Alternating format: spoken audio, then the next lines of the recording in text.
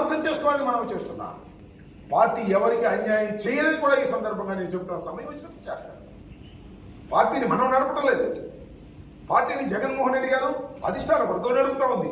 నేను నడుపుతున్నాను, ఆయన నడుపుతున్నాడా? ధర్మం కాదని కూడా ఈ సందర్భంగా మనం చేస్తున్నాను. పార్టీ ఐక్యంగా ఉంటుంది.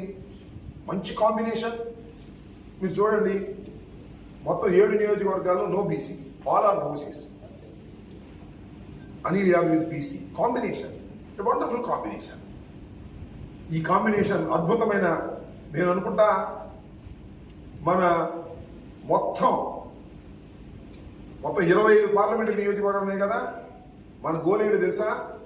25 పార్లమెంటరీ నియోజకవర్గాలలో ఏ నియోజకవర్గానికి కూడా నరసరావుపేటకు వచ్చినంత మెజార్టీ రాకూడదు, మందే ముందుండాలి అనేటువంటి ఉద్దేశంతో మనం ఇవాళ ఎన్నికల రణరంగంలోకి వెళ్ళబోతున్నాం. ఖచ్చితంగా ఫస్ట్ వస్తుందని కూడా ఈ సందర్భంగా నేను మనవి చేస్తున్నాను.